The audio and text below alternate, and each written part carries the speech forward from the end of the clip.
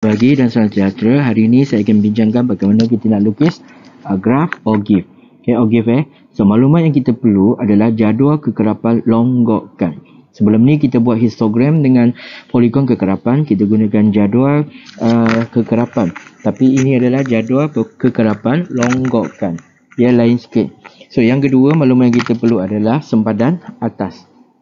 Okay, sempadan atas. Dan yang ketiga, kita ni sambung titik semua ni menggunakan tangan sahaja, free hand, okay, tanpa pembaris. Yang kalau histogram dengan poligon kekerapan kita guna pembaris, yang ini kita guna free hand je, sambung semua titik dengan kemas cantik. Okay, untuk latihan mungkin awak titik tak awak boleh pangkal guna pen, lepas tu awak guna pensel sebab banyak kali awak kena padam. Okay, sekarang kita tengok contoh 7 dalam buku teks, jadual digital. Jadual kekerapan di sebelah menunjukkan maklumat kandungan garam yang terdapat dalam 60 jenis makanan. 60. Okay, bina satu OGIF untuk mewakili data tersebut. Okay, daripada graf, kita akan cari yang lain. So, hari ini kita just bina jadual dan melukis graf.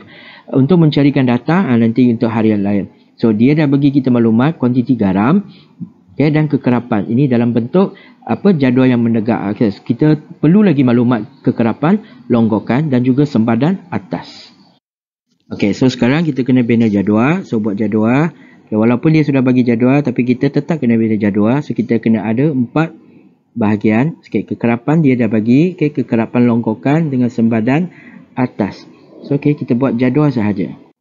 Okay, kita perlukan kuantiti garam. Miligram, unit kena tulis, kekerapan ikut dia salin. Okay, yang kita perlu dua benda yang baru, iaitu kekerapan longgokan dan juga sempadan atas. So, kita salin balik. So, yang pertama dia bagi kita okay, sebelum kita mula kita kena semak apabila kita tengok soalan diberi kekerapan dia bermula daripada 4. Untuk kita lukis OGIF, kita tak boleh bermula dengan 4. Kita mesti bermula daripada kosong. Okay, kekerapan dia mesti bermula daripada kosong. So, mana nak cari kosong, maka kita perlu tambah grup yang lebih awal supaya ini jadi kosong. Okay, itu wajib. Okay, ini kedua-dua ni wajib. So, kita nak tambah. Yang seterusnya lain tu barulah kita salin 100 hingga 149. Kekerapan dia 4. Okay, ni 150 hingga 109, 9, 11. Okay, kita salin sampai habis. Okay, so kita salin sampai habis, kita dapat yang macam ni. Okay, kekerapan longgokan kita perlu tambah daripada kosong. Okay, kita kena tambah macam ni, condong. Tambah. Okay, kosong tambah 4, kita dapat 4. Lepas tu kita kena condong lagi tambah. 4 tambah 11, kita dapat 15. Lepas tu condong lagi, kena tambah macam ni, condong. 15 tambah 15, okay, kita dapat 15 tambah 5, kita dapat 30. Okay, lepas tu condong lagi. 30 tambah 21, 50. 1. Okey, condong lagi, tambah 59. Tambah lagi 60. Okey, yang terakhir yang ini 60 mesti sama dengan jumlah soalan yang bagi, 60 orang. Okey, so kita di sini first kita mesti ingat mesti bermula daripada kosong. Kalau soalan bagi terjadual bermula 4, kita kosongkan satu baris dahulu. Okey, kosongkan satu baris. Okey, yang ni kosongkan.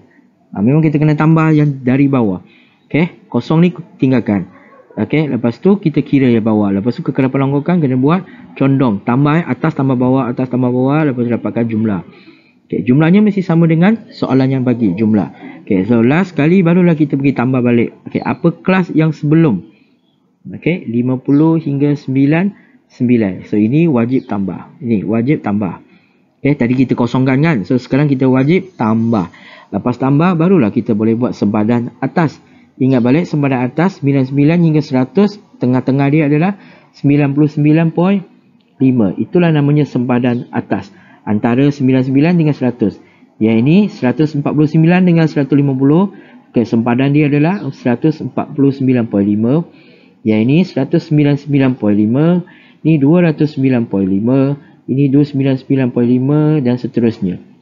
Okey, kalau kita semak, okay, memang kita nak cari sempadan dia 99-100. Ini 149-150. Okay, kita cari dia sempadan, dapatlah semua perpuluhan. Okay, dapatkan jadual ni, barulah kita boleh pergi lukis graf. Okay, lukis graf menggunakan skala yang saya tentukan. Soalan ni dia tak bagi skala, tapi cuba guna skala yang saya tentukan. Okey, guna kertas graf. Okey, buat paksi X dengan paksi Y. Paksi X gunakan 2 cm kali 50, kita guna sempadan atas. Okey, semua titik kita tanda 99.5, 149. Okey, tandakan. Lepas tu labelkan kuantiti garam adalah miligram. Untuk paksi Y, kita gunakan 2 cm daripada 10 unit. 10, 20, 30, 40, 50, 60. Sebab soalan ni paling tinggi 60 saja. Okay, nak guna 5, 10 nanti dia akan tinggi sampai atas. Susah nak lukis. So, kita guna ni 10 hingga 60. Okey. Lepas tu barulah kita pergi tanda titik. Okey, titik pertama okey pada bawah. Okey, dah tanda kat bawah sini lepas tu titik kedua, titik ketiga, okey tanda ikut bacaan yang betul 4, ke-5 dan ke-6. Habis kita dapat semua titik, pangkal dengan tempat yang betul. Lepas tu kita sambungkan dia menggunakan pembaris. Kita boleh pembaris tanpa pembaris daripada bawah melalui semua titik, okey, atau dari atas melalui semua titik. Bentuknya mesti lengkung. Tak lalu titik kena tolak markah mesti lalu dengan semua titik dengan kemas. Okay, inilah contoh hasil yang saya lukis bagi awak. Walaupun ada lagi tak kemas sebab guna komputer dia lain sikit yang ni. Okay, mesti lalu semua titik pastikan lalu semua titik. Macam ni ada sisa yang belum padam tu kena tolak markah. Macam ni tak lalu sangat. Yang ni pun tak sampai sangat. Okey. Lepas tu kalau dah siap, okay, habislah soalan ni. Lepas tu boleh cubalah soalan kedua, ketiga yang saya tunjuk nanti dalam buku teks. Okay, nak cari maklumat lain, awak boleh baca sendiri. Okay, penerangan saya akan buat pada kelas yang seterusnya.